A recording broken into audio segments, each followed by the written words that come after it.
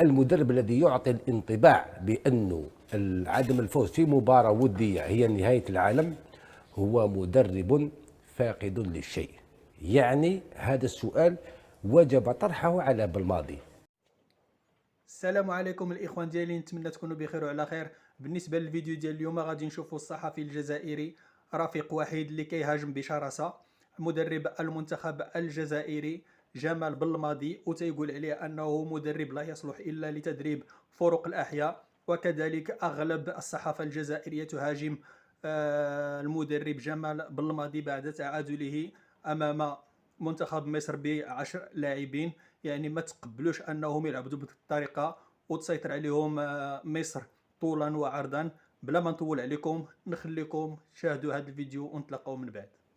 المدرب اللي خلى الرأي العام يركز على عدد المباريات دون هزيمة ثم يخرج من الدور الأول من كأس إفريقيا، المدرب الذي يركز على عدد المباريات دون هزيمة ولا يتأهل إلى المونديال، المدرب الذي يكاد يذرف دموعا في مباراة ودية لأننا ضيعنا فرصة أو الحكم ألغى هدفا لوضعية التسلل، المدرب الذي يتشاجر مع لاعب لمجرد أنه غاضب ربما على خروجه، المدرب الذي يصنع مهزلة مع حكام التماس والمدربين يعني للمنتخبات الأخرى، المدرب الذي يعطي الانطباع بأنه عدم الفوز في مباراة ودية هي نهاية العالم هو مدرب فاقد للشيء. يعني هذا السؤال وجب طرحه على بلماضي. إن كان لهذا المدرب خيارات تكتيكية بصدد تجريبها في مباريات ودية حتى يستخلص الدروس ويكون أفضل في المباريات الرسمية التي نحتاجها من أجل التتويجات. لم أسمع من قبل أن منتخب أو ناد وضع نجمة في قميصه لأنه لم يخسر 30 أو 40 مباراة. ولينا في حكاية البارة خير من بيت. هذه هي الحكاية. هذا السؤال يطرح على المدرب. أنا كي نشوفه يعني في البونتوش سانسيرمون والفوضى اللي يديرها والهالة اللي يديرها مع المدربين مع الحكام، كيف يتفاعل مع اللقطات بطريقة وصلت حتى أنه اعتداء على لاعب. أنا أعتقد أنه رانا في مدرب فريق أحياء تورنوا انتركارتي وحاب يربح. هذا أمر غير مقبول وغير معقول. أنا أعتقد اليوم والمدرب الذي ربما جعل الرأي العام بعض من الرأي العام أو حشد كبير من الناس ينساق وراء يعني المغالطة الدائمة اللي تخلي الفوز في مباريات ودية تحضيرية على أنه مؤشر على قوتنا الكبيرة وعلى أننا سنكتسح إفريقيا ونعود بالتاج.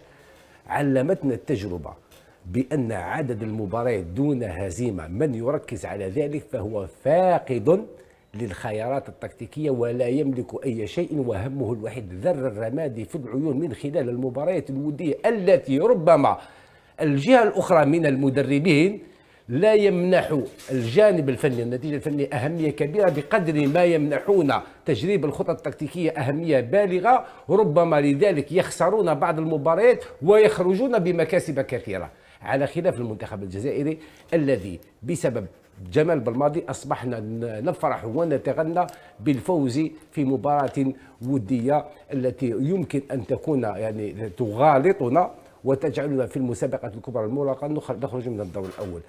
أنت تقول لي هل خرجنا بمكاسب؟ أنا اليوم وما شاهدته في مباراة مصر وكنت متأكدا من ذلك على الأقل منذ فترة قصيرة بأننا أمام مدرب لا يملك خيارات تكتيكية. أعتقد بأنه ربما في قرارة نفسه يدرك بأن عدد كبير من الجزائريين أصبح مقتنعا بأننا أمام مدرب يعني يشكل مجموعة خالية من حيث الفكر التكتيكي، ولذلك ردة فعله تكون دائما بتلك الخشونة وبتلك القساوة حتى تجاوز هذا الخط الأحمر كل الخطوط الحمراء. لذلك اليوم وجب علينا أن نتساءل إن كان المنتخب الجزائري بين أياد أمينة مع المدرب جمال بلماضي.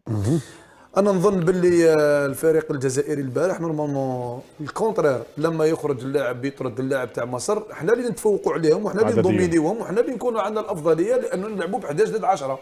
انا شفت البارح رياض محرز دار تصريح قال النقطه اللي غيرت المباراه هي الخروج تاع اللاعب مما خلانا احنا وتهاونا بعض الشيء. انا نظن باللي العكس، هما سيدي بروفيسيونيل اكيد، سواء هذا اللاعبين ولا هذا المدرب تاعنا، والعكس لو كان نورمالمون هذيك النقطه هذيك هي اللي تكون لنا دافع معنوي باش حنا اللي نفرضوا منهجنا وطريقه لعبنا وتكون عندنا طريقه واضحه. لذا ناكد واش كنت نقول من السابق، انا قلت من قبل باللي المنتخب الجزائري ماهوش على احسن احواله، راه متذبذب، مرات تشوفه مليح مرات تشوفه مش مليح، لكن لكل كما نقول كل مباراه وعندها طابعها الخاص. البارح لما لعبنا ضد منافس اللي عطى قيمه المباراه هذيك، اثبت لنا شكون هو المنتخب المصري وشكون المنتخب الجزائري، وحنا لازم علينا نزربوا نتراجعوا كما نقولوا، لازم نعاودوا نشوفوا الفريق تاعنا، لانه الفريق تاعنا ما راهوش على احسن احواله، نحبوا ونكرهوا. ونزيد نعطيك نقطه واحده اخرى، المدرب تاعنا البارح اخطا كثيرا في التصرف تاعو في المباراه، خاصه لما دخل عموره ودخل سليماني ولا المنتخب الجزائري يطاكي ويلعب القدام. نقطه مهمه سما هنا تعرف باللي لو كان يدخلهم شوي قبل في التركيز تاعو، لو كان هو كان عرف وقتاش يدخل هذو المهاجمين اثنين وكان يغير المنهج التكتيكي تاعو، كان المباراه تاع الجزائر ما تكونش هكذاك، ممكن كنا قادرين نتفوزوا عليهم فاسيلمون. لكن هو بقى كان يحاول يمنتوني سكور، يستنى غير كيفاش يخلص سكور بالنول مع المنتخب المصري يقولوا الجزائر تعادلت مع المنتخب المصري، المنتخب المصري كذا وكذا. لكن احنا لما شفنا المباراه تاع البارح اكدت واش رانا نقولوا، باللي رانا على كلام صحيح ورانا متاكدين باللي الفريق تاعنا ماهوش في احسن احواله. واضح. انا اشرت الى الاخوان، من بعد ما شاهدنا هذا الفيديو هذا كنتمنى لنا الاعجاب ديالكم. اللي مازال ما اشترك معنا ودعموا القناه ديالنا باللايك والاشتراك، ونتمنى تفاعلوا معنا بالاراء ديالكم في التعليقات. الى اللقاء.